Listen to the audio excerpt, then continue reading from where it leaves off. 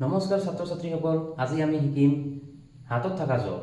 হাতত থকা জকনো কি বস্তু, ইয়াক কেনেকৈ কৰিব লাগে সেই বিষয়ে আজি আমি এই ভিডিঅ'টোত আলোচনা কৰিম। আহকচোন আমি হাতত থকা জক আৰম্ভ কৰোঁ। আমি এইটো গণিতৰ পৰা আৰম্ভ কৰিম। এইটো হাতত থকা জক কেনেকৈ কৰিব লাগে সেই বিষয়ে আমি ইয়াত আলোচনা কৰিম।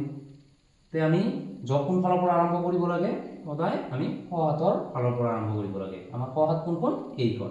এইফালৰ পৰা আমি জক আৰম্ভ কৰিম। হাতত থকা জক কেতিয়া হ'ব, কেতিয়া আমি হাতত ৰাখিম সেই বিষয়ে আমি ইয়াত ভালকৈ বুজি পাম। তোমালোকে মনোযোগেৰে চাবা, ঠিক আছে। আমি হাতত থকা জক কৰাৰ আগতে আমি এনেকৈ আমি ভাগ কৰি ল'ম। ঘৰ দুটা দি এনেকৈ ভাগ কৰি ল'ম। ইয়াত কেইটা ঘৰ হ'ল, তিনিটা ঘৰ হ'ল। এইটো এটা ঘৰ, এইটো এটা ঘৰ, এইটো এটা ঘৰ। তেতিয়া আমি কোন ফালৰ পৰা জক আৰম্ভ কৰিম, নিশ্চয়কৈ সোঁহাতৰ ফালৰ পৰা। আমি আজি একক, দশক, শতক এইবিলাক আজি আমি নিশিকো, এইবিলাক আমি বেলেগ এটা ভিডিঅ' শিকিম। একক দশকৰ সলনি আজি আমি সহজ ভাষাত ধৰি ল'ম যে এইটো সৰু ভাইৰ ঘৰ, এইটো মাজু ভাইৰ ঘৰ আৰু এইটো ডাঙৰ ভাইৰ ঘৰ। আমি এনেকৈ একেবাৰে চিম্পুল ভাষাত ধৰি ল'ম। তোমালোকে যাতে সহজে বুজি পোৱা সেইকাৰণে মই সহজ ভাষাত শিকাই দিম। এইটো কাৰ ঘৰ বুলি ক'লো, সৰু ভাইৰ ঘৰ, এইটো মাজু ভাইৰ আৰু এইটো ডাঙৰ ভাইৰ। আমি কোন ভাইৰ ঘৰৰ পৰা জক আৰম্ভ কৰিম, নিশ্চয়কৈ সৰু ভাইৰ ফালৰ পৰা, যিহেতু সৰু ভাইৰ ঘৰটো আমাৰ সোঁহাতৰ ফালে আছে। গতিকে আমি জক আৰম্ভ কৰিম। সৰু ভাইৰ ঘৰত কি কি সংখ্যা আছে, 8 আৰু 2। 8 আৰু 2 যোগ কৰাৰ লগে লগে কিমান হ'ব আমাৰ, 8 আৰু 2 যোগ কৰিলে হ'ব আমাৰ 10। তেতিয়া এটা কণ্ডিশ্যন আছে, এইখিনিতে মনত ৰাখা। আমাৰ যিজন সৰু ভাই সি মাত্ৰ এটা অংক ৰাখিব, আমাৰ মাজু ভাইও মাত্ৰ এটা অংক ৰাখিব। কিন্তু আমাৰ ডাঙৰ ভাইৰ অলপ দায়িত্ব বেছি, তো সেইকাৰণে আমাৰ ডাঙৰ ভাই দুটা অংক হ'লেও ৰাখিব, এটা অংক হ'লেও ৰাখিব। তেতিয়া আমি সৰু ভাই কেইটা অংক ৰাখিব, এটা অংক ৰাখিব। আমাৰ 8 আৰু 2 যোগ কৰাৰ লগে লগে কিমান পালো, 10 পালো। 10ত কেইটা অংক আছে, দুটা অংক। এইটো এটা অংক, এইটো এটা অংক। দুটা অংক পালো। এই দুটা অংক পোৱাৰ লগে লগে আমাৰ হাতত থকাৰ ধাৰণাটো আহিল যে এতিয়া আমাৰ এটা বহুৱাব লাগিব আৰু এটা হাতত ৰাখিব লাগিব। এই হাতত ৰখাটো কি কৰিম আমি, সেইটো ইয়াত ভালকে চাই লোৱা তোমালোকে, মই বঢ়িয়াকৈ বুজাই দি আছো। কি বহুৱাম আমি ইয়াতে, সৰু ভাইয়ে কোনটো ৰাখিব, এই দুটা অংকৰ 1 আৰু 0 কোনটো অংক ৰাখিব, যিটো সোঁহাতৰ ফালে আছে। ইয়াৰে কোনটো সোঁহাতৰ ফালে আছে, নিশ্চয়কৈ 0, 0টো সোঁহাতৰ ফালে আছে।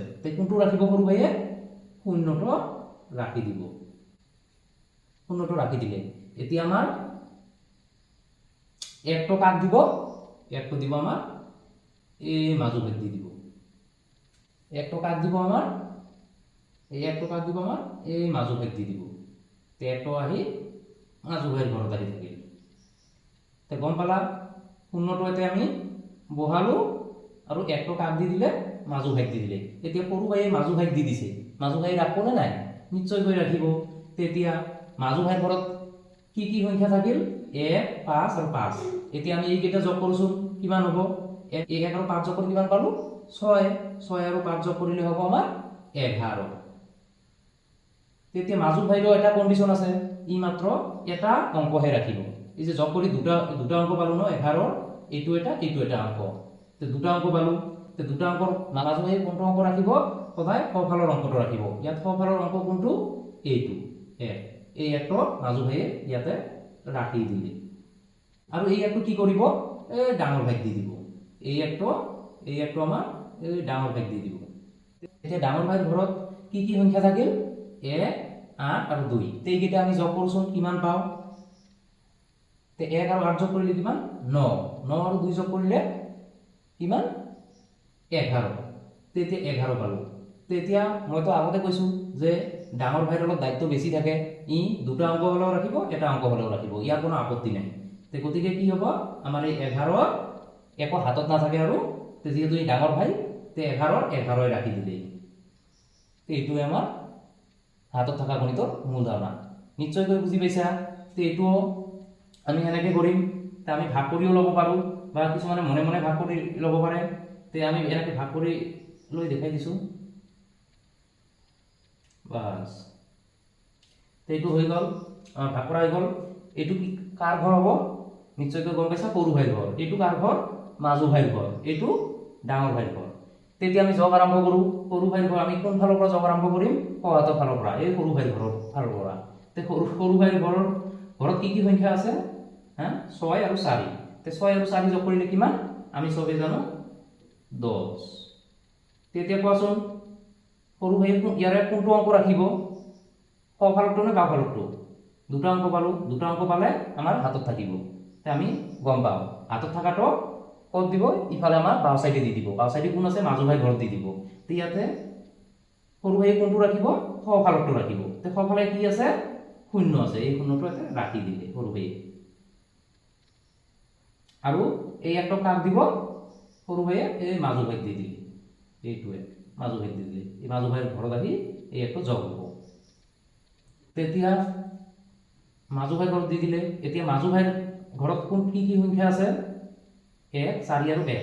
এইকেইটা আমি যোগ কৰিম। তে সৰু ভাই আৰু মাজু ভাই কেইটাকৈ অংক ৰাখে? মাত্ৰ এটাকৈ অংক ৰাখে। তে এইকেইটা যোগ কৰি আমি যদি দুটা অংক পাওঁ তে তাৰে এটা ৰাখিব। আৰু যদি এটা অংক পাওঁ সেইটো তাতে কোনো আপত্তি নাই, সেইটো ডাইৰেক্ট এতে ৰাখি দিব। ইয়াক ডাঙৰ দাদাক আৰু বা ডাঙৰ ভাইক আৰু নিদিয়ে। তেতিয়া আমি যোগ কৰি চাওঁচোন কিমান হয়। মাজু ভাইৰ ঘৰত কি থকা বুলি ক'লো? 1, 4 আৰু 1। তে 1 আৰু 4 যোগ কৰিলে কিমান? 5। 5 আৰু 1 যোগ কৰিলে কিমান? 6। তে 6ত কেইটা অংক আছে?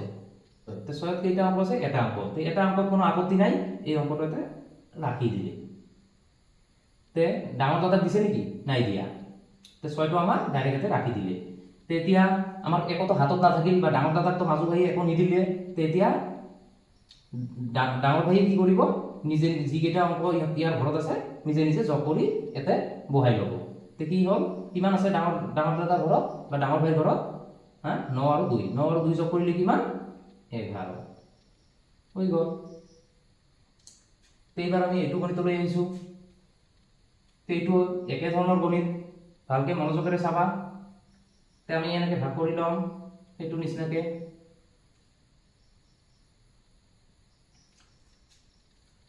তেতিয়া আমি যোগ আৰম্ভ কৰোঁ। যোগটো কোনফালৰ পৰা আৰম্ভ কৰিম? নিশ্চয়কৈ সৰু ভাইৰ ঘৰৰ পৰা। সৰু ভাইৰ ঘৰ কোনটো? ইয়াতে। নিশ্চয়কৈ এইটো, যিটো আমাৰ একেবাৰে সোঁফালে থাকে। এইটো সৰু ভাইৰ ঘৰ, এইটো মাজু ভাইৰ ঘৰ, আৰু এইটো ডাঙৰ ভাইৰ ঘৰ। তেতিয়া আমি যোগ আৰম্ভ কৰোঁ। 9 আৰু 8 যোগ কৰিলে কিমান? আমাৰ হ'ব 17। তে 17ৰ সৰু ভাইয়ে কোনফালৰ অংকটো ৰাখিব? যিহেতু এটা দুটা অংক পাইছোঁ, দুটা অংক থাকিলেহে আমাৰ হাতত থাকিব, বা ইফালে আমাৰ সৰু ভাইয়ে মাজু ভাইক দি দিব। এই সৰু ভাইয়ে মাজু ভাইক দিয়াটোৱে হৈছে আমাৰ হাতত থকা। তে তোমালোকে বুজি পাইছা নিশ্চয়। তে কোনটো অংক ৰাখিব? সৰু ভাইয়ে নিশ্চয়কৈ সোঁফালৰটো ৰাখিব। এই সোঁফালে কি আছে আমাৰ? 7টো ৰাখি দিলে। 1টো কাক দিব? 1টো আনি দিব আমাৰ মাজু ভাইক। তেতিয়া মাজু ভাইৰ ঘৰত কি সংখ্যা আছে? আমি চাই লওঁ। 1, 6 আৰু 8। এবাৰ এইকেইটা আমি যোগ কৰিম। 1 আৰু 6 যোগ কৰিলে কিমান? 7। 7 আৰু 8 যোগ কৰিলে 15। এতিয়া 15ৰ কোনটো ৰাখিব? মাজু ভাইয়ে মাত্ৰ এটা অংক ৰাখে, এই সৰু ভাই আৰু মাজু ভাইয়ে। কিন্তু ডাঙৰ ভাইয়ে তো দুটা হলেও ইয়াৰ আপত্তি নাই, এটা হলেও আপত্তি নাই, ই গোটেইটো ৰাখি থৈ দিয়ে। তে আমাৰ সৰু ভাইয়ে এটা ৰাখিল, মাজু ভাইয়ে কেইটা ৰাখিব? এটা ৰাখিব। কোনটো ৰাখিব ইয়াৰে? এই যে 1 আৰু 6, 7। 1 আৰু 6 যোগ কৰিলে 7, আৰু 8 যোগ কৰিলে 15। তে 15 কোনটো ৰাখিব? নিশ্চয় সোঁফালৰটোহে ৰাখে। তে সোঁফালে কি আছে আমাৰ? 5। এই 5টো ইয়াতে আমাৰ ৰাখি দিলে। তে 1টো কাক দিব? 1টোক দিব আমাৰ এই ডাঙৰ দাদাক দি দিব।